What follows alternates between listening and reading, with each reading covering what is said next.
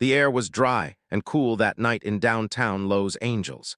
It was the kind of evening where the city lights seemed to blur together into a hazy orange glow, reflecting off the pavement. There was no wind, just the heavy, still silence that settles over a city block when a movie crew takes over. Usually this part of town was noisy, filled with traffic and people shouting, but tonight it was different. The street was closed off. Metal barriers lined the sidewalks, and bright set lights flooded the area, turning night into an artificial day. Keanu Reeves was standing near the edge of the set. He had been working for hours.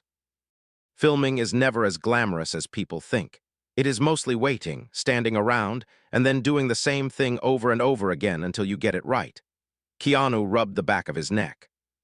He was tired, not just in his body, but in his mind. He needed a moment, just a few minutes to breathe air that didn't feel recycled by the big fans they used to cool the set. He looked around. The director was busy talking to the camera crew. The makeup artists were taking a break. No one was watching him closely. Keanu saw a narrow gap between two trailers, a dark alleyway that led away from the bright lights and toward the real city streets on the other side. He decided to take a walk. He just wanted to stand in the shadows for a minute, be invisible, and remember what it felt like to be a regular person walking down a street. He stepped through the gap. The noise of the set faded behind him. It was much darker here. The only light came from a distant street lamp around the corner. The pavement was uneven, covered in small stones and old gum. Keanu shoved his hands into his pockets and walked slowly. He wasn't going anywhere specific. He just needed to move. On the other side of the barrier, standing near a black and white patrol car, was Officer David. David was a veteran of the police force. He had been wearing the badge for nearly 20 years. Usually he loved his job. He liked protecting people and he liked feeling useful. But recently, life had been hard.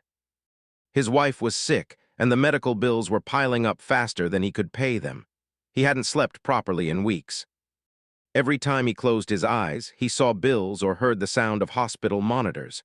Tonight, he was exhausted. His eyes felt like they had sand in them. He leaned against his car, trying to stay alert.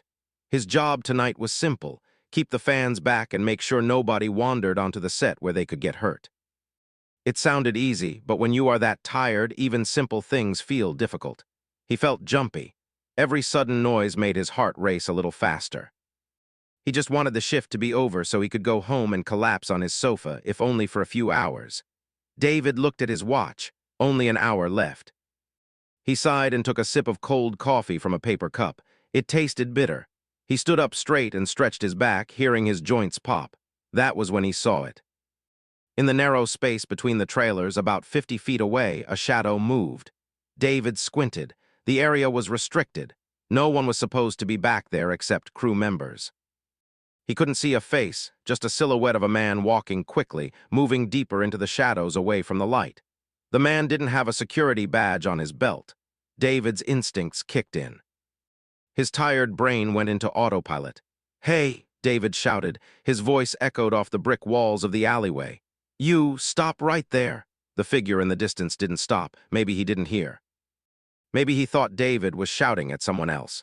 But to David, a cop who had seen too much, it looked like someone running away, someone who wasn't supposed to be there. "I said stop!" David yelled louder. He unclipped the heavy strap on his holster, not drawing his weapon, but making sure he was ready. He started walking fast toward the shadow. Keanu was lost in his own thoughts. He was thinking about the scene they had just shot, wondering if he could have done it better. He didn't hear the first shout. The city had background noise, and he was used to tuning it out. He turned a corner behind an old building, stepping into a slightly darker passage. Suddenly, he heard footsteps pounding on the pavement behind him. Heavy, fast footsteps. He turned around, confused. Before he could say a word, Officer David was there. David was running on adrenaline and fear. He saw a man turning toward him, and in the dim light he couldn't make out the face clearly. He just saw a movement. Panic rose in David's chest. He thought the man might have a weapon. He thought the man might attack. David didn't think, he just reacted. He lunged forward. "Get against the wall!" David roared. He reached out and grabbed the man by the arm with a grip that was meant to be firm, but was fueled by stress. He spun the man around and shoved him hard against the rough brick surface of the building. There was a heavy thud. It wasn't the sound of a door slamming, but the sound of a body hitting solid masonry. Keanu's breath was knocked out of him. He grunted in pain, his shoulder hitting the bricks hard. He didn't fight back. He put his hands up, trying to show he wasn't a threat. "Whoa, whoa," Keanu gasped, trying to catch his breath. "It's okay." David kept one hand on the man's back, holding him there. He was breathing heavily, his heart pounding in his ears. "Let me see your hands," he barked. "Do not move." Keanu kept his hands visible, pressed against the wall. "I'm not moving," he said softly. His voice was calm, even though he was hurting. "Please, I'm not moving."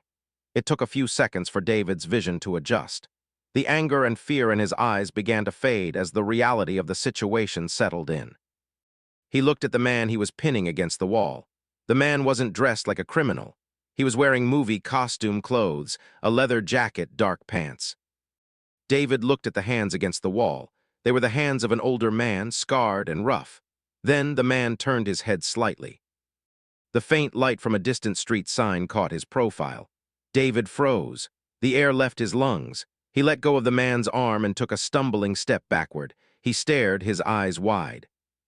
The face looking back at him was one he had seen 1,000 times on posters and in movies.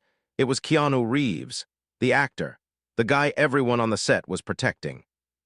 The silence that followed was deafening. David felt his stomach drop. He looked at his own hands, then back at Keanu, who was now slowly turning around, rubbing his sore shoulder.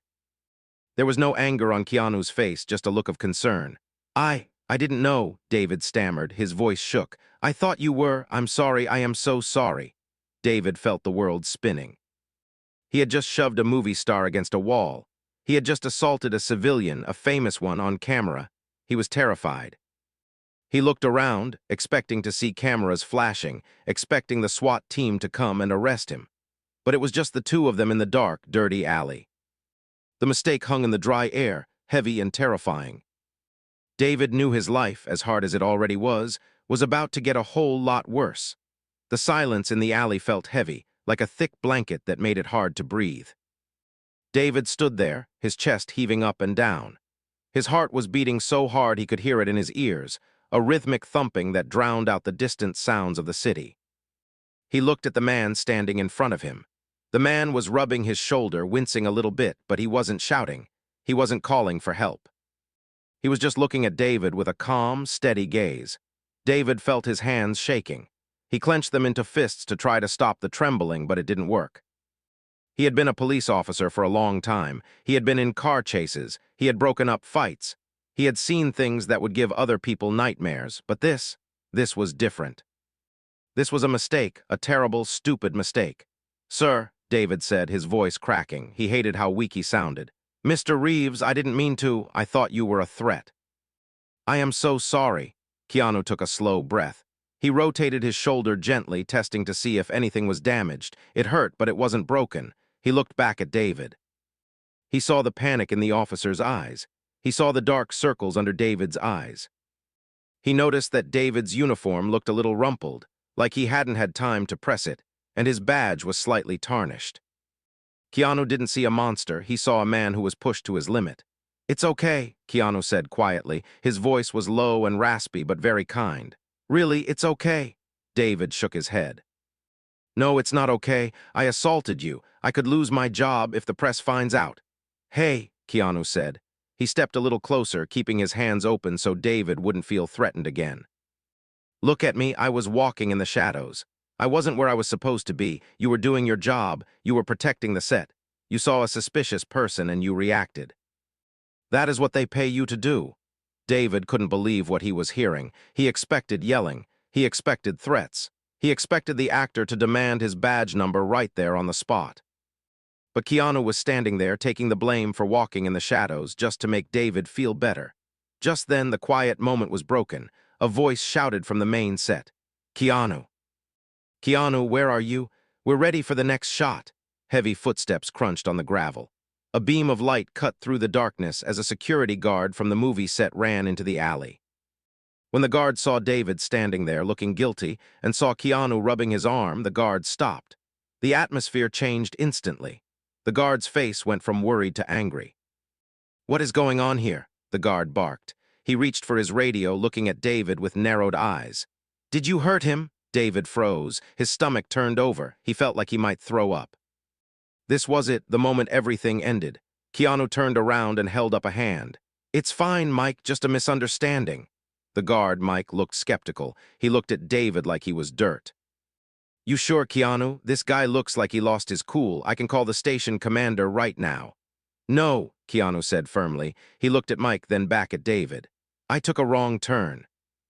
Officer David here was just making sure I was safe.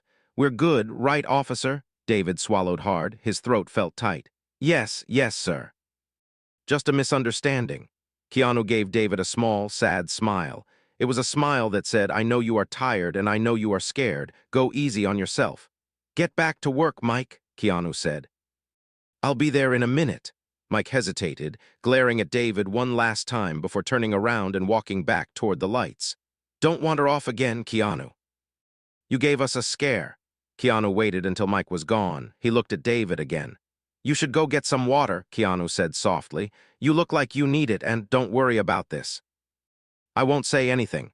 "Thank you," David whispered. He felt tears stinging the corners of his eyes, which was embarrassing. He quickly turned his head away. "Thank you, Mr. Reeves, please call me Keanu." Keanu gave a small nod and walked past him. He walked out of the shadows and back toward the bright lights of the movie set. David watched him go. He saw the crew swarm around Keanu, fixing his hair and adjusting his jacket. They were laughing and talking. None of them knew what had just happened in the dark alley. David stood alone for a long time. The adrenaline that had kept him moving was fading away, leaving him feeling empty and drained. He felt a sharp pain in his own chest, not from injury, but from guilt. He leaned back against the brick wall and closed his eyes. He took a deep breath, trying to steady himself. He got back into his patrol car. The seat felt hard and uncomfortable.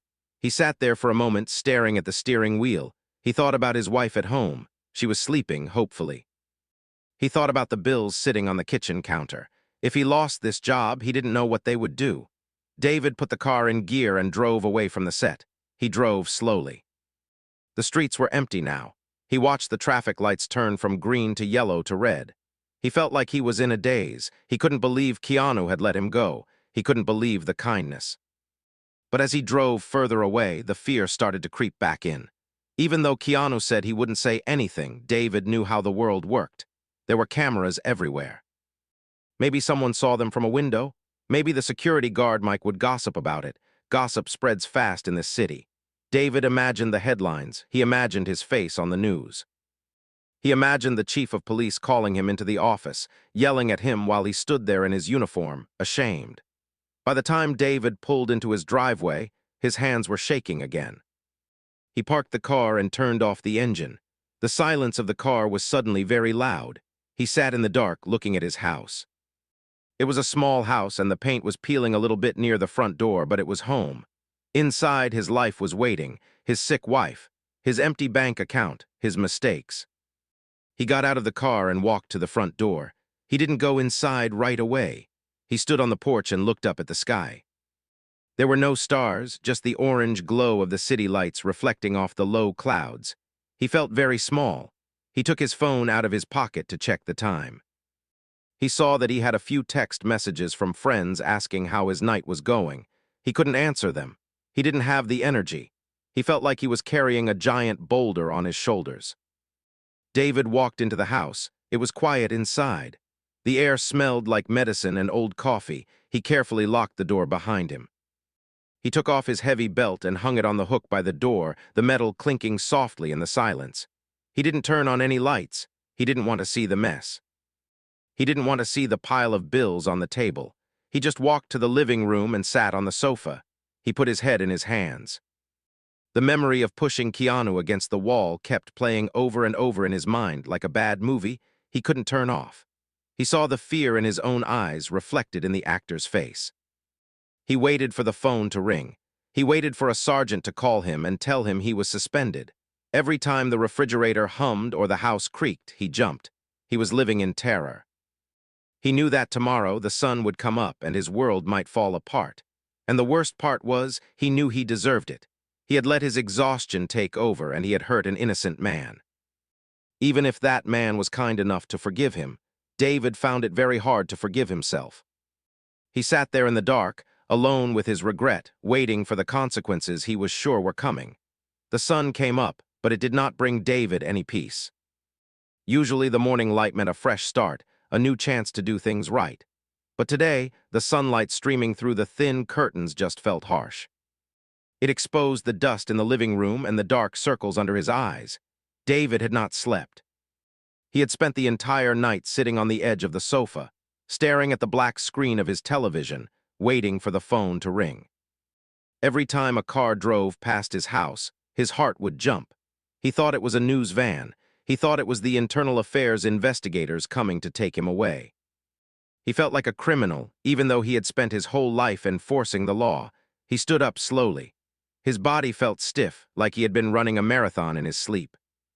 He walked to the kitchen to get a glass of water. The house was quiet. His wife was still asleep in the bedroom. He paused outside her door, listening to her breathing. It was raspy and shallow. She needed her medicine, and she needed him to have a job so they could pay for it. The weight of that responsibility pressed down on his chest, making it hard to breathe. David walked into the kitchen and poured the water. His hands were still shaking a little bit. He looked out the window above the sink. The street was calm. A neighbor was walking a dog. Kids were waiting for the school bus. It was a normal Tuesday morning for everyone else, but for David, it felt like the world was about to end. He walked back to the living room and picked up the remote control. His thumb hovered over the power button. He was terrified to turn on the TV.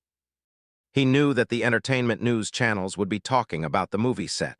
He was afraid he would see a blurry picture of himself pushing Keanu Reeves against the wall. He was afraid to see his own face on the screen, labeled as a villain. But he had to know. He couldn't just wait in the dark. He pressed the button. The TV flickered to life. He turned the volume down low so he wouldn't wake his wife. He flipped through the channels until he found the big entertainment shows. The hosts were smiling, wearing bright colors. They were talking about pop stars and red carpet events.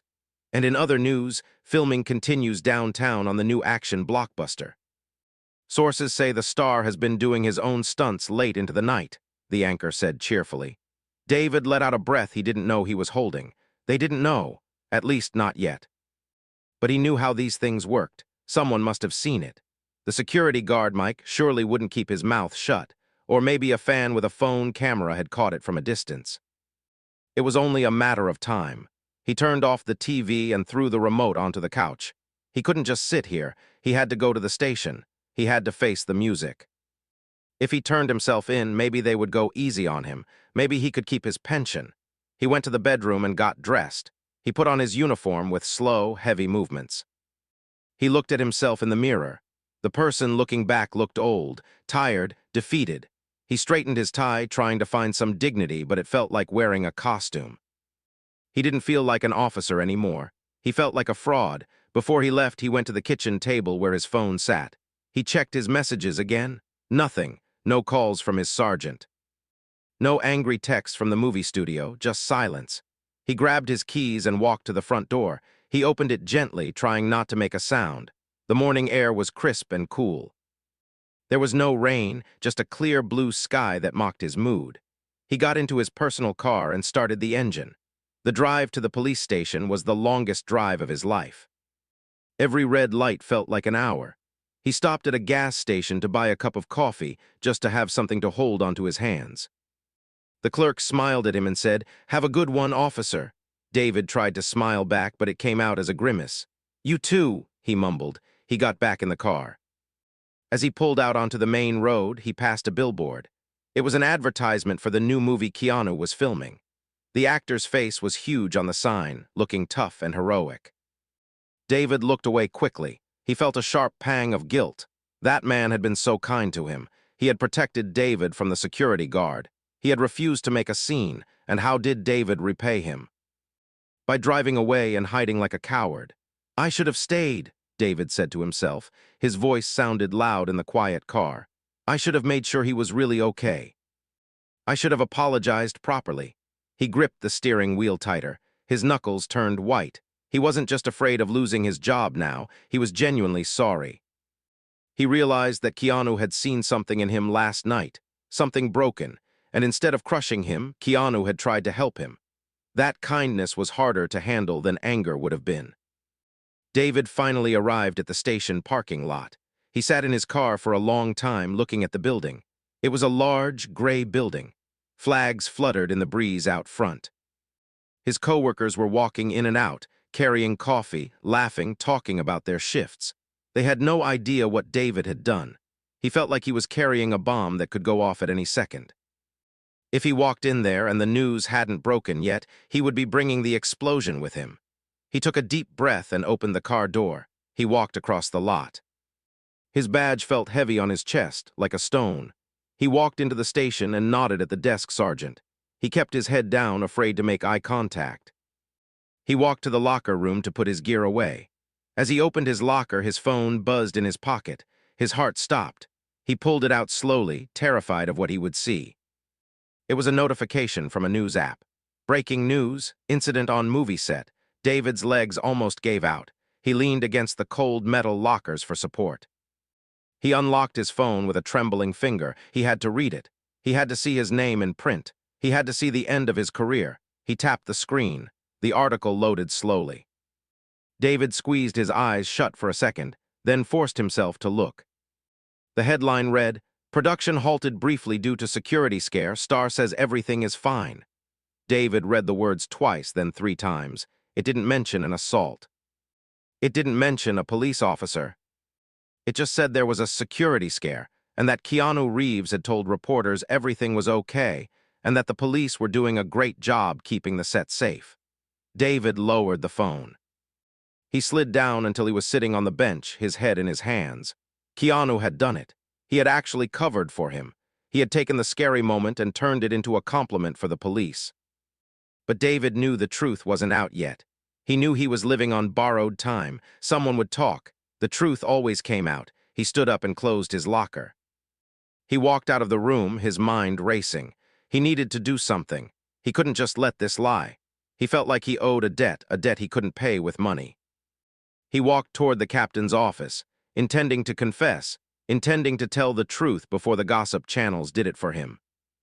But before he could knock on the captain's glass partition, another officer stopped him. "Hey, David," the officer said, "there's someone out front asking for you. Says he needs to talk to the officer on duty last night at the movie set." David felt the blood drain from his face. The reporter. It had to be a reporter, or maybe a lawyer. His legs felt like lead. He walked slowly to the front entrance. He prepared himself for the flashing cameras. He prepared himself for the shouting. He pushed through the glass doors of the station, stepping out into the bright morning sun. He squinted, raising his hand to shield his eyes. There was a crowd of people waiting, but not the crowd he expected. There were no cameras, no microphones.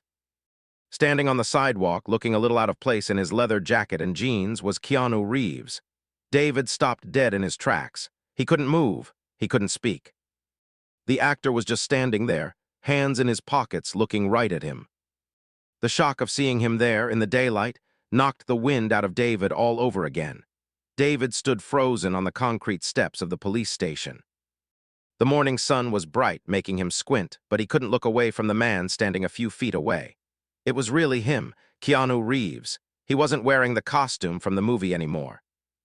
He was dressed in simple clothes, a gray t-shirt, jeans, and a worn-out baseball cap. He looked just like any other person walking down the street, except for the fact that several officers walking past him were doing double takes, their eyes wide with confusion. Keanu saw David and gave a small, awkward wave. He didn't call out. He didn't make a scene. He just waited. David felt his legs moving, but he felt like he was floating. He walked down the steps, his heart hammering against his ribs. He stopped a few feet away. He didn't know what to do with his hands. Should he shake his hand? Should he salute? He felt incredibly small in his uniform, which suddenly felt too tight and too hot. "Mr. Reeves," David said. His voice was barely a whisper.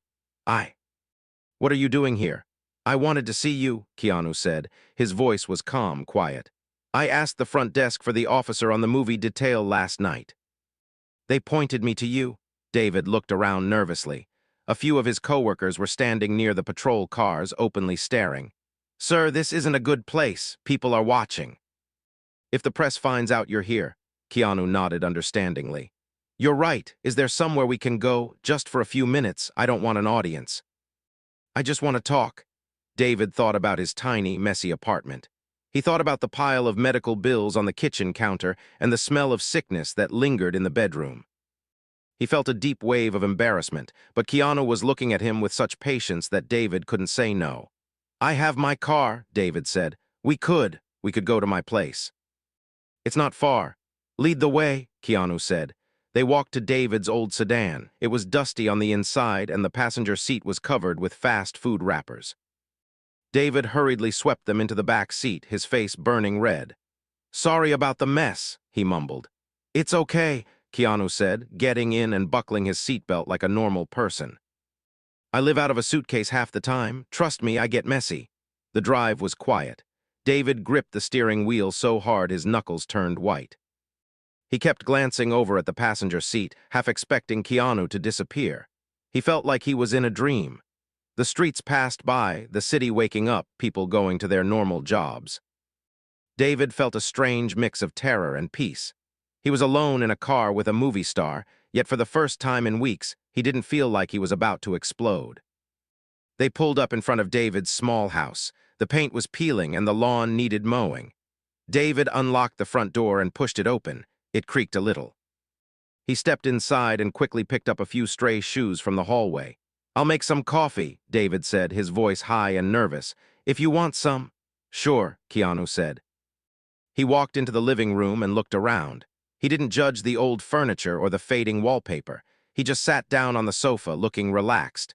David went into the kitchen. His hands were shaking so much he nearly dropped the coffee grounds.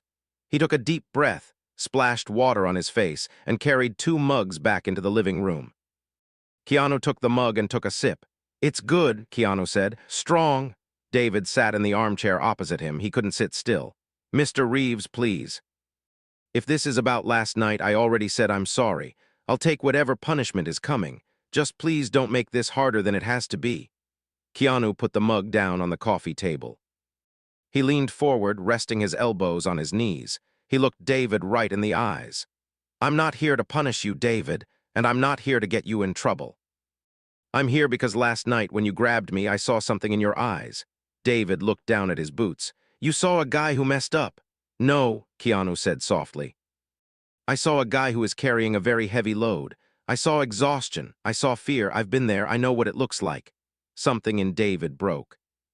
He had been holding it together for months, pretending he was strong for his wife, pretending he was fine for his coworkers.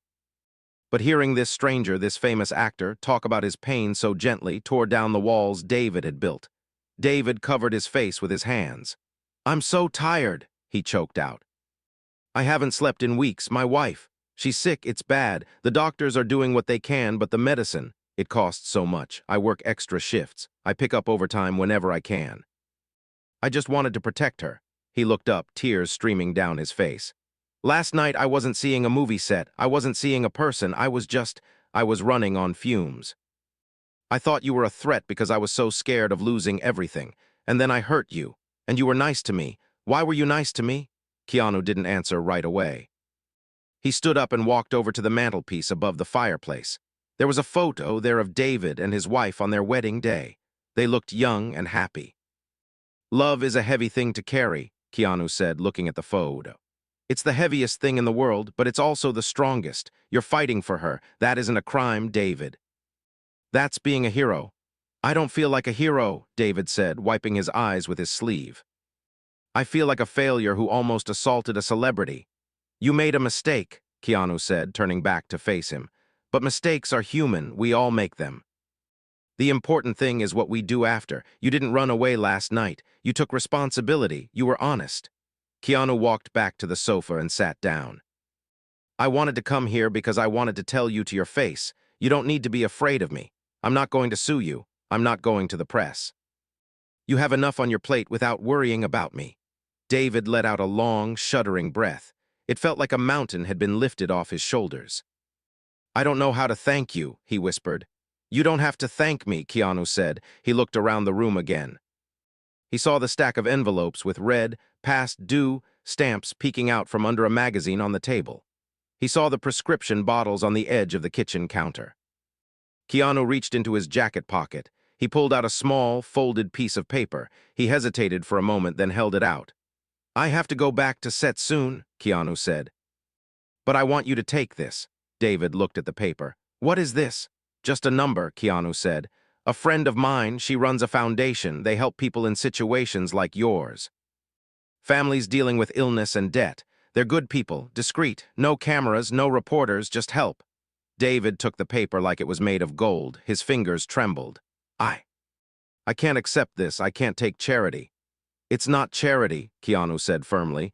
"It's just a hand. Sometimes you need a hand to pull you up so you can keep walking. Call them." "Please." David looked at the paper, then at Keanu. The actor stood up. David stood up too. They weren't cop and citizen anymore. They weren't fan and celebrity. They were just two men standing in a messy living room, connected by a moment of honesty. "Thank you," David said.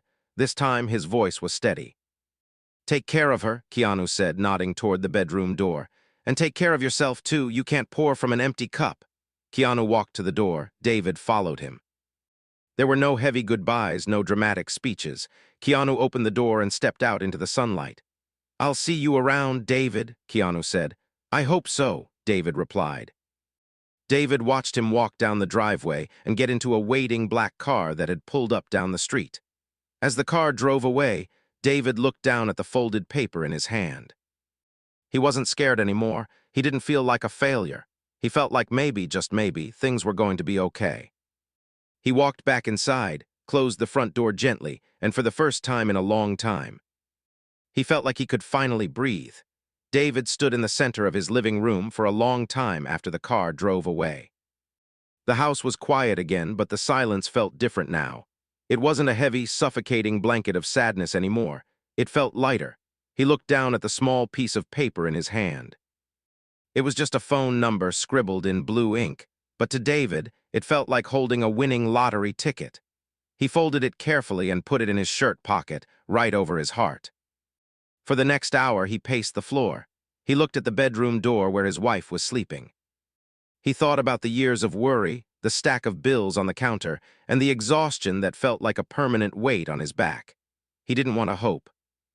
Hope was dangerous because if it didn't work out, the crash would be harder. But as he touched the paper in his pocket, he felt a tiny spark of courage. Finally, he went to the kitchen and picked up the phone. His hands were steady for the first time in months. He dialed the number Keanu had given him. It rang 3 times. A woman answered. Her voice was warm and professional. "Hello, this is the Silver Harbor Foundation. How can I help you?" David took a deep breath. "My name is David. A friend gave me this number. He said you might be able to help families with medical bills." The woman didn't ask questions. She didn't ask for his job title or his bank account balance right away. She just asked him to tell his story. David talked for 20 minutes. He told her about the medicine his wife needed, the insurance that wouldn't cover it, and the double shifts he was working. He told her he was tired, but he didn't want to give up. When he finished, the woman was quiet for a second. "David," she said softly, "thank you for calling us. We can definitely help. I'm going to email you some forms. We can cover the outstanding bills, and we have a network of doctors who can help with her treatment. You don't have to do this alone anymore." David cried. He sat on his kitchen chair and cried into the phone. He thanked her over and over again. When he hung up, he felt like he could breathe again. He wasn't drowning anymore. 2 days passed. The foundation moved fast. The confirmation emails came in. The bills were going to be paid. David sat at the kitchen table with his wife, holding her hand as he explained everything. He left out the part about shoving a movie star, but he told her a kind stranger had noticed their struggle and opened a door for them. She squeezed his hand and smiled, a real smile that he hadn't seen in a long time. But the world outside their little house was still spinning. In the age of cameras and smartphones, secrets don't last long. On the 3rd day, a gossip news site ran a story. A blurry photo had appeared, taken from a distance. It showed David and Keanu in the alley the moment of the shove. The headline screamed, "Police brutality on set. Keanu Reeves attacked." The internet went crazy. People were angry. Comments filled up with hate toward the police. "Fire him. Lock him up. Who does this guy think he is? The news vans arrived at the police station. They parked on the street outside David's house. They wanted a villain. They wanted a story about a bad cop and a victimized celebrity. David saw the news on his phone while he was making lunch. His heart sank. He knew he had to face this. He couldn't hide. The station captain called him and told him to stay home, but David knew he couldn't. If he stayed silent, the hate would just grow. He had to tell the truth. He walked out his front door. The flashbulbs went off like lightning, blinding him. Microphones were shoved in his face. "Officer, did you attack Mr. Reeves? Are you under investigation? Keanu hasn't commented yet. Do you have a statement?" David held up his hands. He didn't shout. He didn't get angry. He waited for them to quiet down. "I didn't attack Mr. Reeves," David said, his voice steady. "It was a misunderstanding. I made a mistake. I thought he was a threat in a restricted area. I grabbed him, and I immediately regretted it." "I was wrong. So you admit to assault?" one reporter yelled. "It was a mistake," David repeated. "But what happened next is what matters. Mr. Reeves was kind. He stopped his security guard from hurting me. He told everyone it was just a mix-up. He didn't want me to lose my job." The reporters looked at each other. This wasn't the story they were expecting. "They wanted a fight. Are you saying he lied to protect you?" another reporter asked. David looked straight into the camera lens. "He didn't lie. He saw a human being who was struggling. Instead of crushing me, he helped me. He came to my house. He made sure my wife got the medical care she needed. He didn't do this for publicity. He did it because he has a good heart." There was a silence on the lawn. You could hear the cameras clicking, but no one was shouting. "I am ashamed of my mistake," David continued. "But I am grateful for his mercy. I will spend the rest of my life trying to pay that forward." David turned around and went back inside. He closed the door, shutting out the noise. That night, the news cycle changed. The story wasn't about a bad cop anymore. It was about a Hollywood star who had shown incredible grace. The headlines shifted. "Keanu Reeves secret ACT of kindness and officer forgiven. Family helped." People were shocked. In a world where everyone seemed to be fighting and looking for reasons to be angry, here was a story about forgiveness. Comments on the internet changed from hate to admiration for both men. People praised David for his honesty, and they praised Keanu for his quiet generosity. A few days later, David returned to work. He walked into the station, and this time he held his head high. His coworkers didn't look at him with judgment. They nodded at him with respect. They clapped him on the back. He wasn't the guy who messed up anymore. He was the guy who had met a legend and survived, but more importantly, he was the guy who had told the truth. Months passed. David's wife got the treatment she needed. She got stronger every day. The dark cloud that had hung over their house for so long was gone. One evening, David was walking out of a grocery store. He had a bag of apples and some bread. He felt light. He felt happy.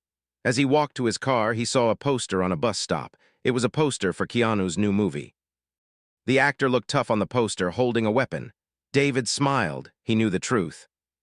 He knew that behind the tough action hero image was a man who would stop his car, walk into a stranger's messy house, and listen to their problems. He knew that true strength wasn't about pushing people around. It was about lifting them up. He got into his car and started the engine. He drove home with the windows down, letting the cool air blow through the car. He knew he would never forget that night in the alley. He would never forget the fear or the kindness that followed. It changed him. He made a promise to himself that from now on, whenever he stopped someone on the street, whenever he looked at a person who might be acting strange, he wouldn't just see a threat. He would try to see a human being. He would try to be the person that Keanu saw in him that night. Someone who was tired, yes, but someone who deserved a second chance. As he pulled into his driveway, he saw his wife sitting on the porch waiting for him. She waved. David waved back. It was a simple ending to a crazy week. Just a man coming home to the person he loved. But as he walked up the path, he knew that this simple life was the most precious thing he had. And thanks to a moment of grace in a dark alley, he was going to protect it with everything he had.